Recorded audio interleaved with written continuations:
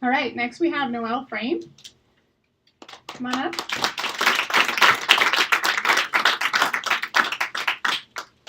And she's going to be talking about county conventions.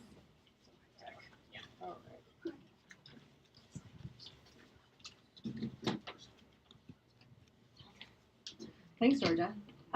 So hi, everyone. I'm Noel Frame. I get to say I'm State Representative Noel Frame now, which is pretty fun. I just got the job 3 months ago, so it's still pretty new. So I'm going to take a slightly different approach to talking about the county conventions. Richard actually, who I've known for years, just did an excellent job walking you through a really detailed process for the LD conventions. And as he mentioned in that flow chart, I think a lot of the parts that you guys are really focused on in being here and engaging in the presidential election, that's not what the county convention is about. It's really about the resolutions and the platform and the party and what we stand for and what we're putting forward as who we are as a Democratic Party. So in general, I would say it's a little bit more chill than the LD caucus process.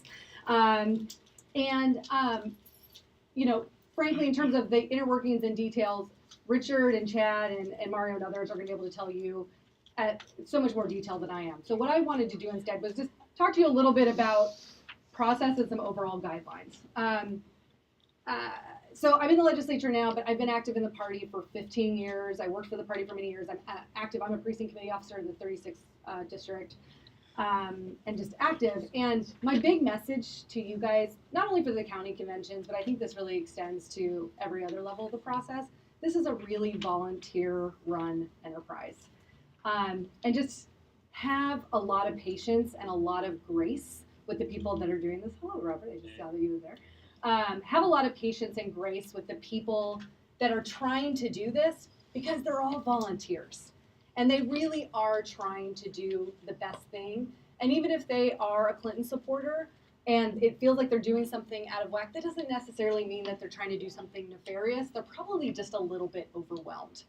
And so my general guidance to you all is, if you see that there's a gap, something looks like it's going askew, you're going to be better off offering to help and seeing what needs to be done, as opposed to getting confrontational, because these are some really earnest folks, and particularly the folks that have been involved for a long time. For those of you that are brand new to this, we're really excited that you're here. I mean, genuinely excited. And I think if you go in with the expectation that everybody's volunteers and they're just trying to do the best, you're going to have a better process than if you go in thinking that the Clinton people are trying to screw us and they're trying to mess up the process. You know, there's a lot of things about our party that are frustrating. And I think, you know, Richard was right when he said that, you know, when we talk about the platform that we're putting together in this process, the fact that maybe we don't necessarily adhere to that platform at the national or frankly even state level, that's not the fight that you're fighting throughout this process. Frankly, that's the fight that you're taking up with me and my colleagues and other people that are supposed to be representing our values as a party but aren't necessarily executing against them. So as a general principle, if you're going to be upset, typically it's good to take it out on elected officials, not the grassroots volunteers that are trying to put together a party platform through this process. Maybe I should hold this down here. I think that's why I'm getting an echo. So as best I understand it, I think, you know, we were all at the precinct caucuses. You saw people furiously writing things down and putting forward resolutions. And so the idea that things for resolutions and things for the platform are supposed to have filtered up from the precinct process, and they're supposed to be going through to the county, to the state level. In my little bit of research in preparation for this training, talked to the state party, talked to King County. Let's be honest, we're all a little disorganized. I mean, really, I think we're all trying to do the best thing, but there's still not a ton of information available. The state's giving guidance to the counties. They get like a kind of a sample agenda with a broad approach that they can take. But the counties have a lot of flexibility to do this. And I think, maybe, who said it earlier, that there's a vast difference in Democratic Party organizations in terms of, like a King County versus Grant County. You know, there's just a tremendous difference in infrastructure. So what our experience here in King County might be, for those who are watching in the video, it might be a lot different if you're in a much more rural county. So No knocks on the rural folks. It's just less infrastructure. So here's what I would say. I personally was so delighted that Bernie won literally every single county in Washington State. Okay? And so what that should tell you is that the people that are in the Democratic Party, they share your values. And so as you're going through this resolution process, and you're going through the platform process, I think you all can walk in assuming good intent, and that if you have an idea, somebody else probably has it too, and frankly, it might have already been submitted through the process. And so just be present, participate, go in with assume good intent by all the people that are there, and I have absolute confidence you'll come out of that process feeling really good about the platform.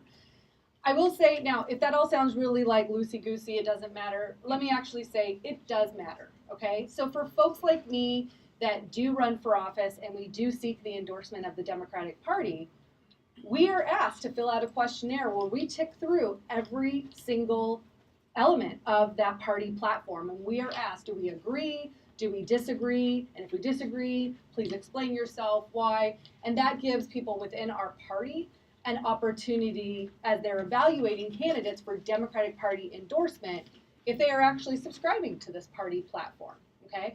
I think we can all, again, let's be real, what people say in campaigns often doesn't match what they do once they're in elected office. But it's important to have a process, a platform to judge them by, and a platform to hold them accountable to once they are in office, and particularly when they're coming up for re-election. As you can tell, I haven't been elected that long. I've been an organizer for 15 years. Right? I'm not an elected technically, I'm an appointed official. I've been an organizer for 15 years, and I know the frustration that you guys are feeling. So that's my bit about the county. I will take a moment of personal privilege here because I know that Chad's going to talk about building the movement later. I will not be here. I'm double booked and I have to go. You know, one of the things about why I got involved in this campaign, frankly, I didn't think anybody cared what my opinion was on the presidential race. I'm not a self-absorbed jerk. I don't think that frankly, I don't think any of you decided to support Bernie Sanders because State Representative Noel was supporting Bernie Sanders. Not at all. But what I did see in the final days was that a lot of my peers were supporting Clinton and a lot of our base was supporting Bernie. Yep. And the reason that I ultimately decided to go public and say I was planning to caucus for Bernie, that hey, I'm doing this, is because I wanted you guys to know that there are people in elected office in this state fighting for the values that you care about. Thank you. Now, I will say, don't boo me for this, but there are people that my colleagues in the legislature that are Clinton supporters, and they are some of my most just badass, absolute partners in crime on things like corporate tax accountability and moving a progressive agenda. So, you know, they're not all bad, but there are a bunch of us that are Bernie supporters, and they're good people fighting. But this is what I said, for those of you at the Key Arena rally, what I said there and I'll say today is like, we need you guys to stay engaged, and we need you to take it over. You know, there's this whole new cohort of people that are coming in, and we need you desperately. We are fighting these fights every day. These things that Bernie talks about on the national, we are fighting them right here on the local level. And if you have any doubt of the importance, I would argue that next legislative session will be the most important fight in a generation on the role of government and tax structure here in the state of Washington. And we need Democratic majorities to do that, but we need Democrats that are progressives. And that's where I think you guys are really So, yeah, I mean, I just wanted to be here. I love the joke about an elected. There's an audience to get in front of. Yep, I definitely slightly bit guilty, but I hope you'll see that the slight bit of self-promotion is really for the cause here. That I want you guys to get engaged. I need more folks that are listening at home. Please get engaged in your local party. You know, and I will just say the precinct committee officer piece. Hit this later. If you are not a precinct committee officer, become one. Because you know who appointed me to the legislature? Precinct committee officers. So doesn't always happen, but it's been happening a lot more lately. and it was the representatives of each precinct in our 36th legislative district that appointed me when a vacancy came up. That's a pretty powerful vote. And I would really encourage you all to take on that precinct committee officer role in the future and stay really active in our party. Yep.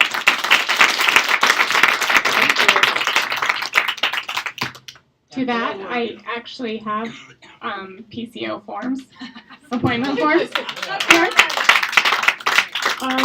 Our next speaker is